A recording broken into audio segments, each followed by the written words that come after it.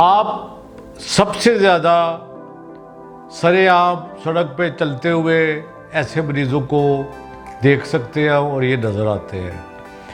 مثال کچھ یوں ہے کہ ایک اسٹوڈنٹ ہے، بہت اچھا اسٹوڈنٹ ہے، بہت اچھا طالب علم ہے، ایف ایس سی میں میٹرک پاس کیا، فرسٹ ایئر میں گیا اور بڑے اچھے نمبر لیے، اور پھر اچانک آہستہ آہستہ اس کی دلچسپی پڑھائی سے اور باہر کی باقی جو اس کی چیزیں ہیں، ایکٹیویٹیز ہیں، ان سے کم ہونا شروع ہو گئی۔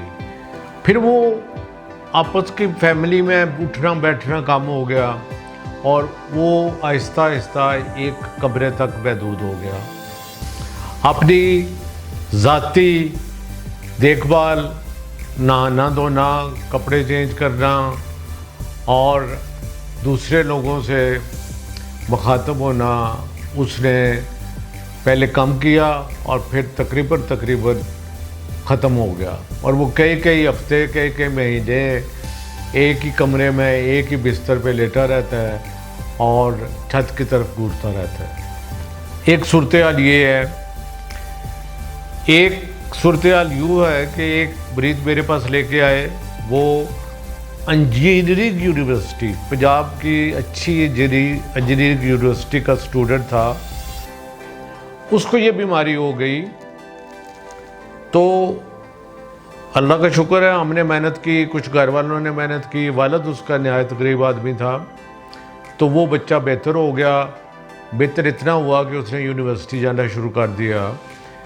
ایک دن وہ چھٹیوں پہ گھر آیا ہوا تھا اور دوائی کھانے لگا، دوائی کھا رہا تھا، تو اس کی پھپھو اور خالہ اور چند اور مہمان آئے ہوئے تھے، تو انہوں نے کہا جی کہ یہ آپ نے اس بچے کو کیا نشے کی دوائیاں لگا دی ہے، تو اس کا تو مستقبل سارا جو ہے وہ ان دوائیوں پہ گزرے گا، تو لہٰذا آپ فوری طور پہ دوائیاں بند کر دیں۔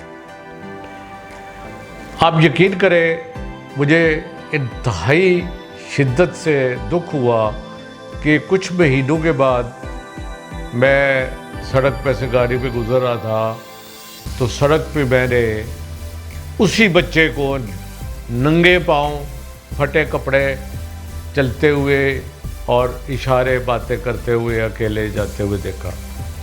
تو ایک نقطہ یہاں پہ جو سب سے ضروری میں وضاحت کرنا چاہتا ہوں کہ پلیز آپ کہ چاہے کوئی قریبی کتنا بھی رشتہ دار ہو، کتنا جاننے والا ہو، بلے والا ہو، کتنا پڑھا لکھا ہو، وہ ڈاکٹر نہیں ہے۔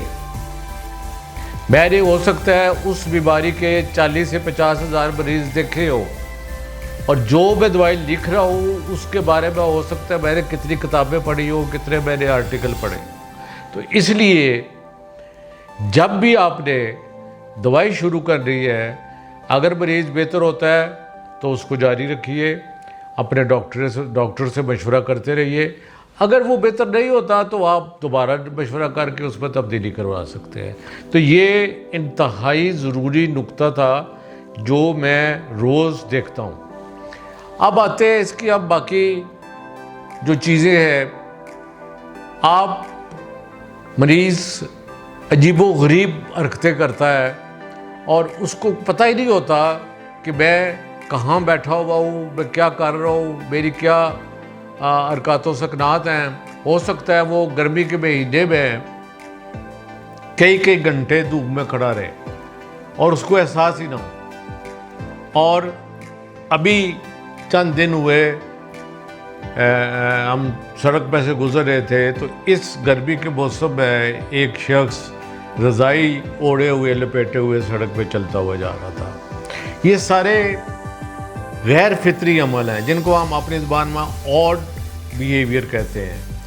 ایسے لوگ بالکل دنیا سے کٹ جاتے ہیں اور ان کے جذبات ختم ہو جاتے ہیں، ان کی فیلنگ ختم ہو جاتی ہیں۔ مثال یوں ہے کہ ایک شخص ہے، وہ اپنی دنیا میں مگن ہے، اس کو کوئی پرواہ نہیں ہے گھر میں آگے پیچھے کیا ہو رہا ہے، یہاں تک کہ اس کے کسی اگر قریبی رشتہ دار کی یا اور قریبی رشتہ دار والدہ سے زیادہ کون ہو سکتا ہے، ان کی اگر خدا نخواستہ موت واقع ہو جاتی ہے تو اس کو کوئی اثرات نہیں ہوں گے.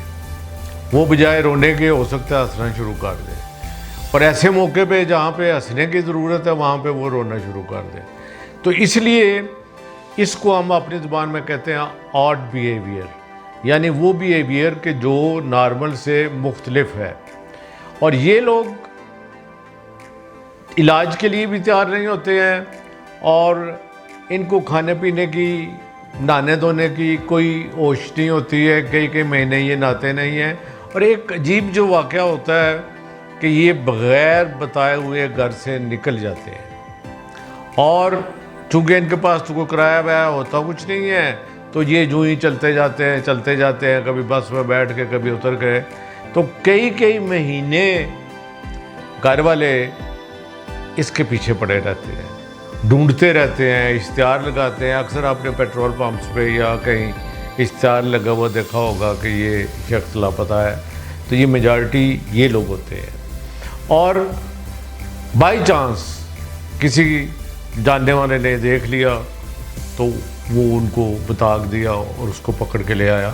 اور ان میں سے بہت سارے لوگ وہ ہیں کہ جو ایک دفعہ لاپتہ ہوئے پھر وہ ساری زندگی ملے نہیں, ان کو کچھ پتہ نہیں چلا وہ کدھر چلے.